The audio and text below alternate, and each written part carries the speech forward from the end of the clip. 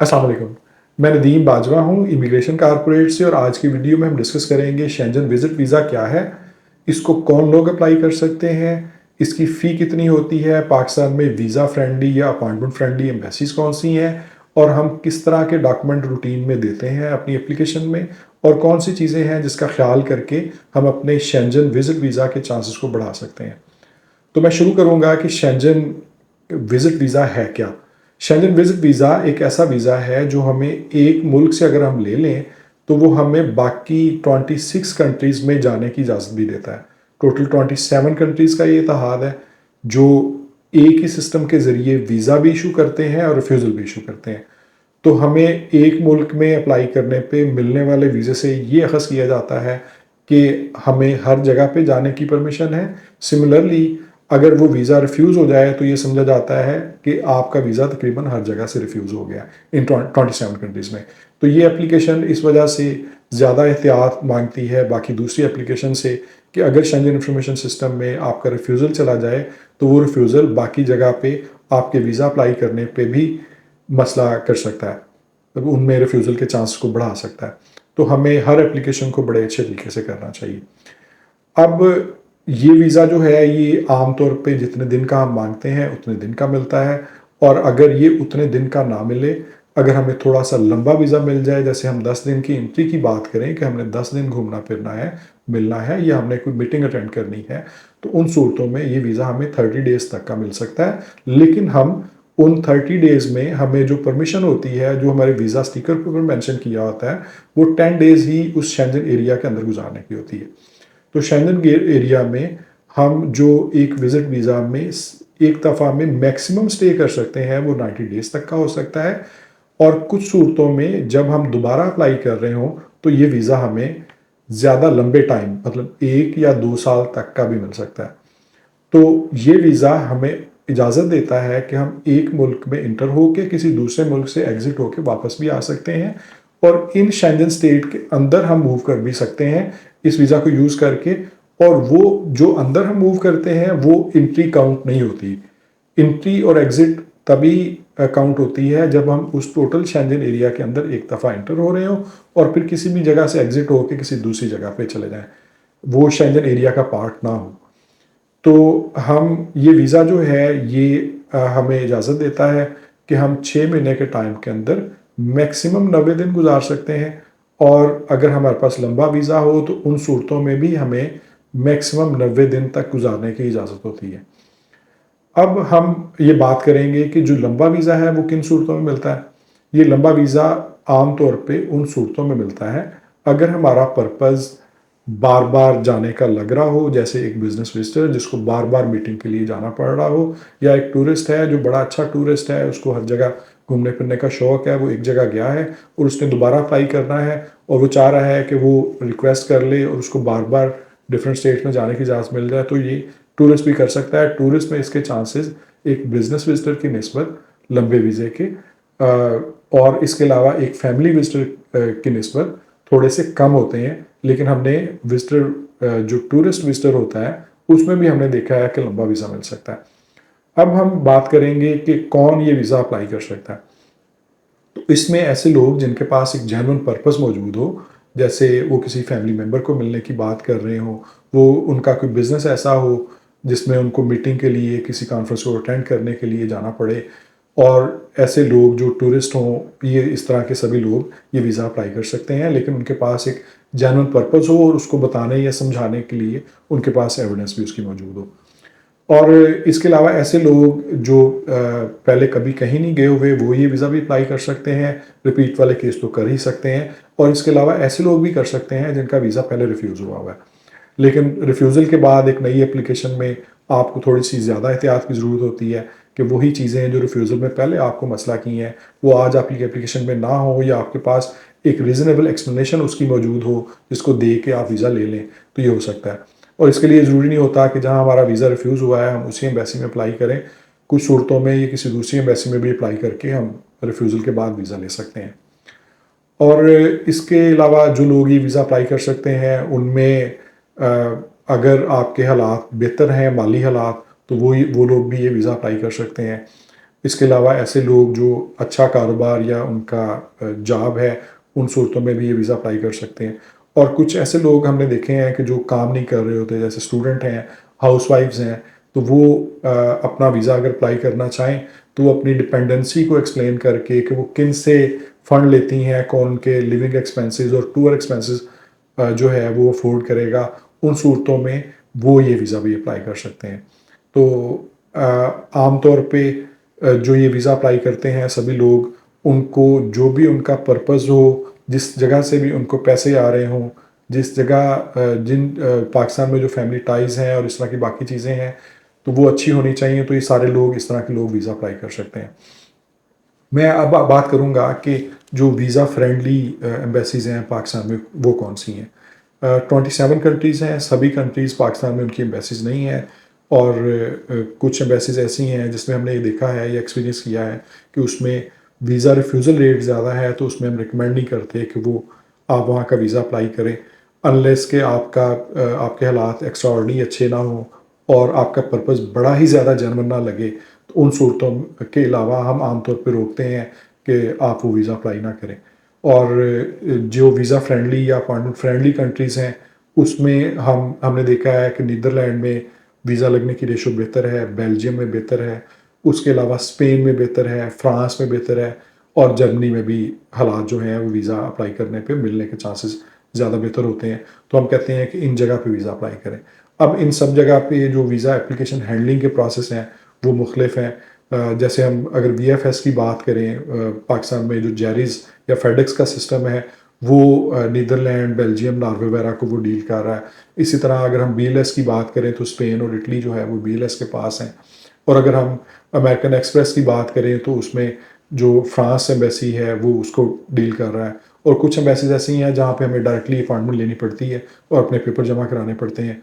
तो वो जर्मनी जैसे है तो हमें जाके फ़िज़िकली अपने जाके पेपर जमा कराने पड़ते हैं। तो चूँकि हर एम्बेसी का प्रोसेस डिफरेंट होता है, तो हमें ये देखना पड़ता है कि फिर किस एम्बेसी के लिए रिक्वायरमेंट क्या है डॉक्यूमेंट की, जो थोड़ी-थोड़ी चेंज भी होती है और इसी तरह से उसके अपॉइंटमेंट के प्रोसेस कैसे हैं। अपॉइंटमेंट चूँकि बड़ा अहम अमल है आजकल थोड़ा जिसमें हमें ख़्याल करना पड़ता है, हमारी एप्लीकेशन को डिसाइड करने के हवाले से एक ज़रूरी एक एलिमेंट है, इसलिए फिर हम कहते हैं कि आप अपॉइंटमेंट से ये डिसाइड करें कि आपने कौन सी एम्बेसी को अप्लाई करना है। कुछ एम्बेसीज अपॉइंटमेंट देने में खासा उसमें मुश्किल प्रोसेस है, तो अगर आप उसमें प्रोसेस को शुरू कर लें तो वो कई महीने आपका हो ही नहीं सकता, इस वजह से कि आपको अपॉइंटमेंट नहीं मिल रही होती। तो ये अपॉइंटमेंट फ्रेंडली कंट्रीज़ मैंने आपको एक्सप्लेन कर दी है। अब मैं आपको बता देता हूँ कि इसमें जो फ़ी है वो कितनी होती है।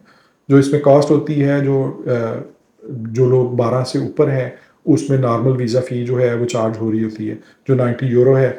बेशतर जगह पे ये फ़ी हमें पीकेआर में हमें पे करनी होती है और कुछ जगह ऐसी होती हैं जैसे बेल्जियम में हमने देखा है कि वो हमसे यूरो चार्ज करते हैं, तो आपके पास फिर यूरो का रेंज होना चाहिए जिस दिन आप अपनी एप्लीकेशन जमा कराने पर जाएँ।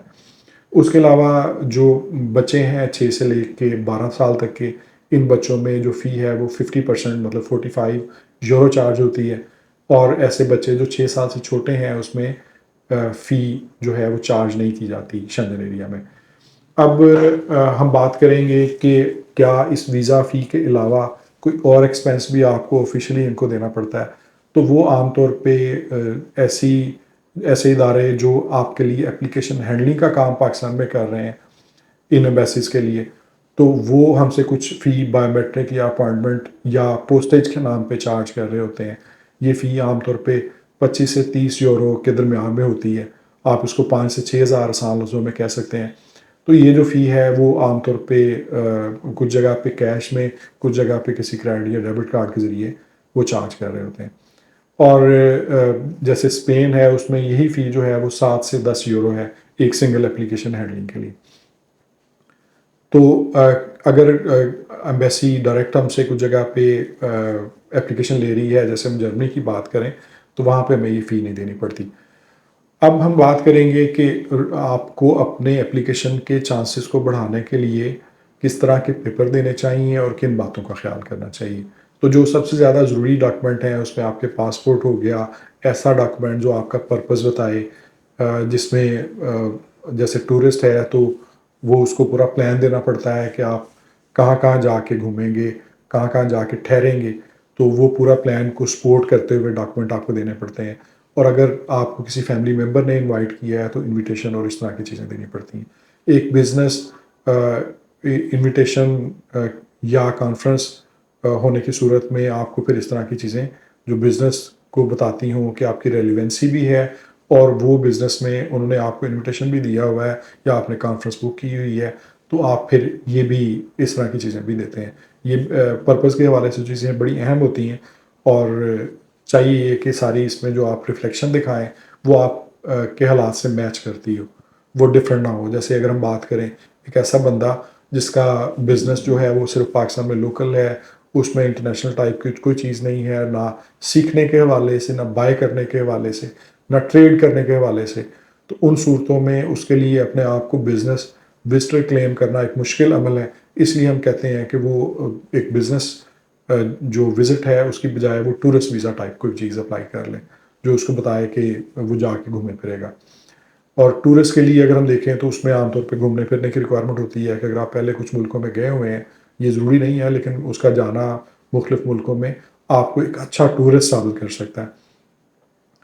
अब इसके अलावा जो चीज़ें हैं वो हमें ये समझाना पड़ता है कि हमारे पास इतने फ़ंड्स हैं बैंक में जिससे हम टूर के एक्सपेंसेस अफ़ोर्ड कर लेंगे और हमारी जो बैंक स्टेटमेंट्स हैं वो हमारी इनकम को भी रिफ्लेक्ट करती हों। और हमें इसके अलावा ये भी बताना पड़ता है कि पाकिस्तान में हमारी फैमिली है, तो फैमिली के पेपर्स भी देने पड़ते हैं। उसकी रिक्वायरमेंट कुछ जगह पे एफआरसी निकाहनामा की सूरत में है और कुछ जगह पे बच्चों के बेफाम या बर्थ सर्टिफिकेट की रिक्वायरमेंट भी होती है। हमें उनकी एक्टिविटी भी बतानी पड़ती है। अगर हम बात करें कि इसके अलावा जो पाकिस्तान में आपके एसेट्स हैं, प्रॉपर्टीज़ हैं, गाड़ियाँ हैं, तो ये भी हमें घर हैं, प्लॉट है, एग्रीकल्चर लैंड है, तो इस तरह की चीज़ें भी हमें बतानी चाहिए अपनी एप्लीकेशन को बेहतर बनाने के लिए, अपने चांसेस को बढ़ाने के लिए। अब इसके अलावा जो और चीज़ें यूज़ होती हैं वो आपकी एयरलाइन बुकिंग है जिससे आप बेहतर प्लान बता सकते हैं। इसके अलावा इंश्योरेंस इसमें यूज़ होती है। हमें ये बताना पड़ता है कि हम कवर्ड हैं और अगर हम शेंजन एरिया में जाके बीमार हो जाएँ तो उन सूरतों में जो एक्सपेंस है वो गवर्नमेंट पे हम बोझ नहीं बनेंगे। तो हमारी जो इंश्योरेंस कंपनी है वो इसको पे करेगी।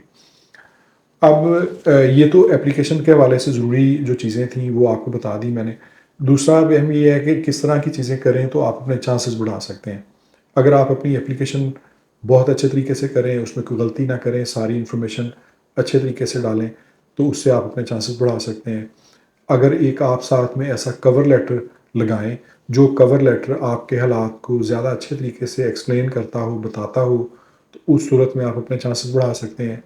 रैंडम चीज़ों का देना मतलब हम चीज़ें दे दें और उससे डिसाइड करने वाले को समझ ना आ रही हो कि हमारे जो पर्सनल, फैमिली या फाइनेंशियल सर्कमस्टेंसेस हैं, वो कैसे हैं। तो उन सूरतों में फिर हमारे वीज़ा रिफ्यूज़ होने के चांसेस जो हैं वो ज़्यादा हो जाते हैं। तो एक कस्टमाइज़्ड एक कवर लेटर जो आपकी सारी चीज़ें बताता हो, उसका लगाना आपके वीज़ा के चांसेस को बढ़ा सकता है।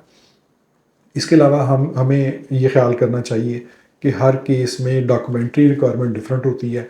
अगर आपको ये लगे कि आपके केस में जो भी चीज़ें चेकलिस्ट कह रही है, वो तो है ही है, अगर आप उसमें कोई एक्स्ट्रा चीज़ें भी दे सकते हैं, जो आपके केस को समझाने में हेल्प करे, तो आपको वो चीज़ें भी देनी चाहिए। तो आप जो डॉक्यूमेंट्री रिक्वायरमेंट है, वो भी मैक्सिमम पॉसिबल आपको दे के अपना केस एस्टेब्लिश करने की कोशिश करनी चाहिए। ये भी आपके चांसेस को बढ़ा सकता है। इसके अलावा कुछ जगह पे जैसे जर्मनी है या अगर फ्रांस की बात करें, उसमें एक बेसिक सा इंटरव्यू होता है। तो हमें चाहिए कि हमें अपने प्लान्स जाने से मुतालिक या पाकिस्तान में हमारे जो भी हालात हैं, वो सही तरीके से एक्सप्लेन करने भी आते हों।